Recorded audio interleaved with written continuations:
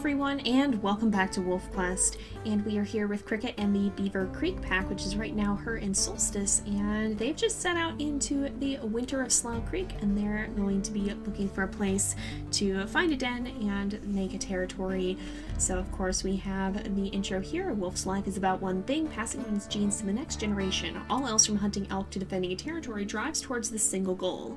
You and your mate survive the hazards of the wilderness long enough to meet each other, form a bond, and survive the winter. Now you can try to realize this goal. With pups of your own, you and your mate will become the breeding pair, sometimes called alphas, of your pack.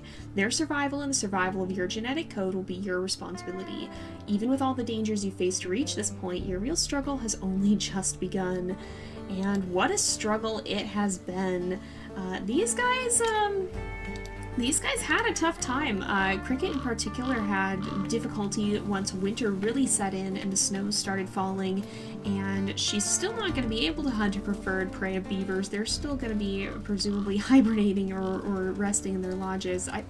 Beavers must hibernate. I'll have to go look up what beavers do, because I assume they must hibernate if they're not here. Oh, there's elk over there, but I assume they must if they're in their lodges all winter and not out and about. But they certainly aren't right now, so what I think we're going to actually have these guys do is follow the creek until they encounter a beaver lodge, and I think I know generally the idea of where one is, but that's where they're going to put the base of their territory, I think. There is one in this direction, I think. Maybe Solstice would have heard tell of it, because I think it is sort of along the Junction Butte pack territory a little bit. They live down here. This is, of course, his old pack. And we also will be able to age up soon to age 3, but we'll be doing that when Pups arrives, when our birthday will come. So we're going to leave these guys to try and track down a beaver lodge, follow the creek until they get there, and then from there they'll start setting up their territory. Well, here we are, I think. Yeah, this looks like the Beaver Dam and Beaver Lodge. We actually saw this recently with Cassia and Ton. If you have been watching their story, we kind of perched up on top of the Beaver Lodge there with Cassia too, I think. But this is going to be kind of where we set up the center of our territory. We're going to be looking for other dens and stuff around here, so we'll probably put our scent marker actually pretty close to where the beavers are. Oh, and it's snowing by the looks of it. But this is going to be kind of an interesting place because, interestingly enough, the packs we're probably going to be conflicting with are Junction Butte to the south and Prospect Peak to the north, and those are the packs that both Cricket and Solstice have had quite a bit of experience with. Cricket has been dealing with Prospect Peak since the time she was a pup, when they actually attacked her, and oh, there's a den near here somewhere. When they actually attacked her and very nearly managed to end up potentially even killing her. But fortunately she was able to stay out of the way long enough for her father Aden to chase them off. And then again she dealt with the Prospect Peak when some dispersals followed her around for a while, and she wasn't too happy with that. They really didn't want to leave her alone, and she really wanted them to, because she wasn't too keen on dispersing with any of them.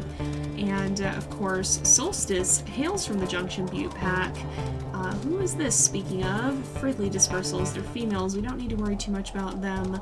Oh, they're right here. Hello. Oh, one of them's kind of pretty, but I don't think we need to worry too much about them. They're just dispersals who didn't manage to find a mate before winter passed. And so they're lurking around in case there's any wolves that are looking for a mate. But I don't think Cricket needs to worry too much about that, considering that they are females after all, so at most they'd be rivals. Oh, here are some den sites. Oh, it's right here. It's right here. Okay, we've got a den site here. This is probably a good one to keep in mind, actually, because it's like right by the Beaver Lodge, I think. If I'm not mistaken, the Beaver Lodge is just over this way, and so this is probably a very good one for Cricket to want to keep in mind here. So we're going to go ahead and, yeah, I think actually if you follow this creek just down this way, yeah, that's the lodge right there. Oh, that's perfect. I bet this is the den they'll want to use.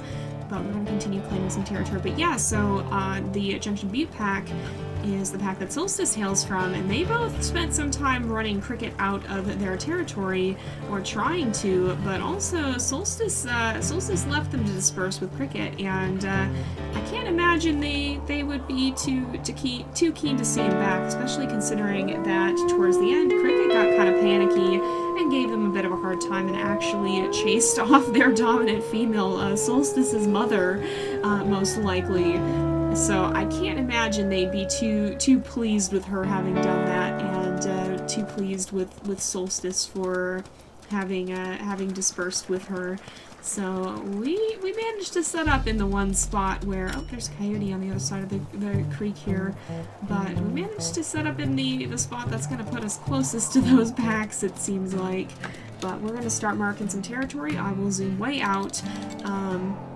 This will be our central hex, so we're going to want to claim all the way down around here, and then up a little bit into Second Meadow, and probably across McBride Lake as well. So we're going to start claiming some of that territory, and I'll catch up with you guys in a little bit as we do that. Oh, there's another den up here by the looks of it.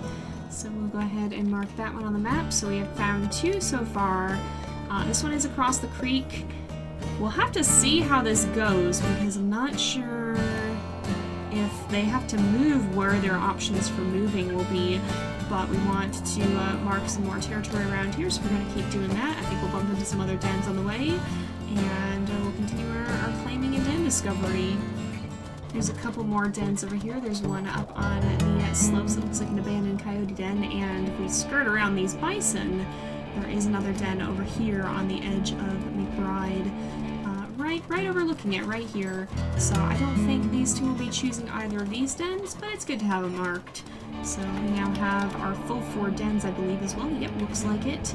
So we should have enough to complete the quest whenever we finish marking territory. Oh, there's mule deer here. Let's go ahead and hunt. That was sudden. We tripped over them, but you know what? These guys are getting hungry, I've realized. So it probably would behoove them to do a little bit of hunting here while they have the chance. We are near a den, but I don't think this is towards the edge of where they want to set their territory, since the central focus of where they want to have their territory is the Beaver Den, or not the Beaver Den, the Beaver Lodge and Beaver Dam. We want to make sure that we center our focus around that and not around the dens out here. I don't think we're going to be using any of these, so we don't have to worry too much about finding that one. What we do have to worry about is catching this mule deer, and as we learned last time, neither Cricket nor Solstice have the best speed, but Solstice does have a lot of strength, so if he can get his bite in here, he'll do a lot of damage. Unfortunately, he got kicked off pretty soon after he bit, which is not ideal, but he looks like he's going in for another one, so we should probably be ready to run into if he does go for a bite, which it looks like he may. Or if we do it, she got the bite and he was able to jump in right after her, and that should hurt the deer quite a lot. So hopefully, oh, we did get another bite, we did, and then he did too, so this should slow it down, I would think. We do need our stamina to come back up. Oh, yeah, we still will need our stamina to come back up, for sure, but she should be easier to catch up to now, I think, and we shouldn't have to worry too much. I think we'll be alright. We are running a little low on sleep, though, so we might have to stop and do that at some point. But, oh my goodness, he turned around there in the middle of the bite. Oh, and she's down, alright. But yeah, we'll go ahead and we will eat. We might let these guys find somewhere to rest. We're about this far into our territory market, and we actually have claimed the hex we need to be claiming, so that's a good thing. We'll actually go ahead and put a real scent post here somewhere in the territory, and then we'll keep claiming as much as we can before these guys need to rest for the night. Oh, and he's not too happy about that fox by the looks of it. He does not want it lurking around. But we'll see. We'll probably finish off. Oh, we took a couple meat chunks by accident, I think. Or maybe he did too, and got too interested in the chase in the middle of it. But we'll finish off this carcass. Or did he already eat? Yeah, he's already full. Maybe we won't quite finish it, but we ate most of it. And we'll keep moving and try and keep marking some territory. This is the part that I don't think Cricket is too fond of. This is Prospect Peak territory. It's still at 51%, and I don't think she wants to go any deeper into it than she has to. So I think she is going to stand at the border here with Solstice. Fortunately, this is the only hex that we have to claim, and I think she's going to just keep howling until until we have the chance to claim the hex, which will hopefully not take too long with Solstice helping us out. But I don't think she wants to run the risk of the Prospect Peak Pack sneaking up on us. If at all possible, she's gonna try to avoid fighting if she can help it. I'm not sure she'll be able to, but she's sure gonna try. And then after this, we very nearly claimed as much territory as we need to. So I think we'll let these guys rest, and then at the beginning of the next episode, probably, we will go ahead and there we go. We can go ahead and actually properly claim this, and I think she will boost it up as high as she can, try to get it to 100, because this is right at the border with Prospect Peak, and she really doesn't want them to come and mess around. But in the next episode, then, I think we will try and finish off our claiming, go actually pick our den, and hopefully get to meet these guys' pups, and see what the puppies are going to be like. So we'll go ahead and we will do that. I think, are we at 100? We are indeed. So we've got this border very strong. We're probably just going to claim this one hex here, and then we'll have to take a few from Junction Butte in the morning, but hopefully not too many before we're ready to go and pick our den. So we're going to do that, and then we'll wrap up for the night. Alright, night is falling. We are pretty exhausted, and we've come back to the area of the den that I can't even hecking find now. It's somewhere around here. Oh, it's right over here. It's right over here. I think Cricket would want to stay near the den she's actually going to choose. And I think this is going to be exactly where she plunks down with Solstice to spend the night. Oh, he's still playful, but I think Cricket is pretty worn out. She will join him in a howl, though. But we are going to go ahead and wrap up this episode here for today. If we look at our map, we've got about this much claimed. I think we need 3 more hexes, so we'll probably try and take these ones in the morning and then reinforce whatever we need to amongst these, and just make sure we've got that.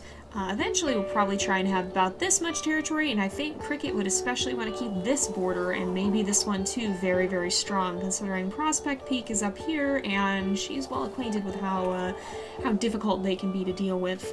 But we're going to go ahead and wrap this episode here for today, because it is about that time again. So thank you guys so much for watching. I hope you've enjoyed the episode. Don't forget to like and subscribe, and I will see you guys next time. But until then, this is Jay, over and out.